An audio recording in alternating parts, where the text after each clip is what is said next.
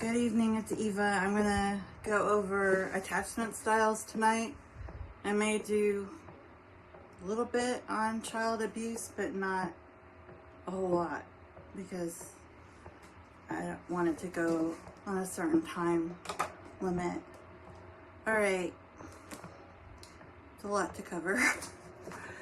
First, I'm gonna read a poem by Sylvia Plath to start it off with. And since we're going to be talking about attachment, I'm going to start in the childhood and then go to adult attachment issues. So I'm going to read a poem about an infant and a caregiver. It's called Child. I used to love this poem. Your clear eye is the one absolutely beautiful thing. I want to fill it with color and ducks, the zoo of the new, whose names you meditate. April, snowdrop, Indian pipe, little, stock without wrinkle, pool in which images should be grand and classical.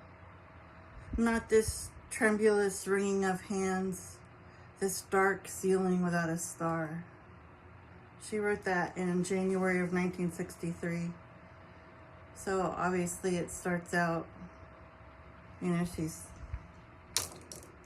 being super positive about the child, and then it sort of slips into the ending where it's like, obviously there's a lot more going on, and it's probably more like a mother struggling with, I don't know, either postpartum depression or some other mental health issue, and they're really putting forth an effort to focus on being positive for their child, but that's not maybe how they feel inside themselves.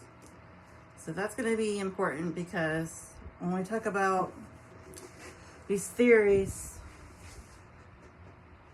it's as much about the caregiver as it is the child, really. So have you ever heard that saying that's like, what is it? Your perception of me comes from your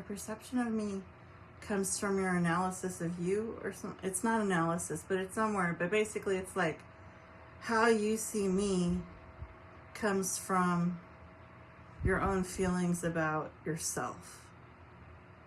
And that is attachment theory in a nutshell.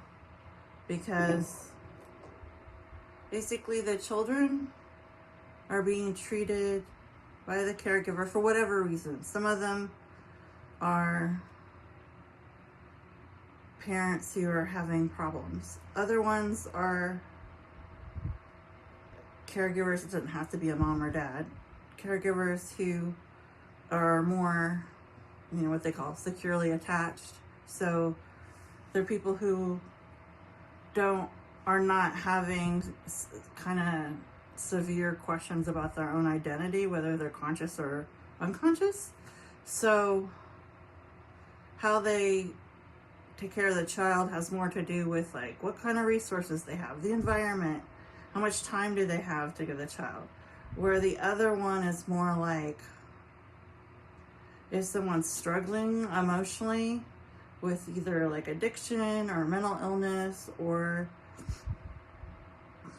maybe just the confines of their role in society. Like, for example, women used to not work outside the home, and in the 50s, which is kind of when Sylvia Plath was writing, there was a lot of poetry about, like, her and Anne Sexton definitely wrote poems about feeling, I think there was a play about it too called Doll's House by Ibsen, about feeling stifled or trapped in the role of being a housewife, right? So they felt like they couldn't be themselves.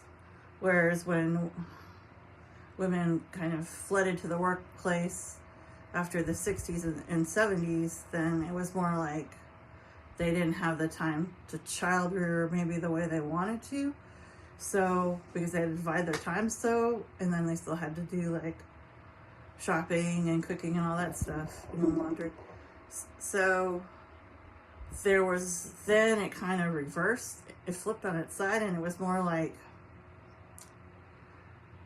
am I getting to do the mothering? Am I the mother I always wanted to be? Like, you know, instead of is my identity, you know, am I getting to express myself as a human being beyond being like a maid, caretaker, you know? Like, who am I if I'm not doing this role? And that's why when, you know, what do they call that when the kids leave home? Empty nest, yeah. So empty nest obviously would hit the stay-at-home women more. But I don't know why I'm getting off on this tangent about women. Because attachment order, wow, the sun is setting, sorry. This is not the way I envisioned it. Okay.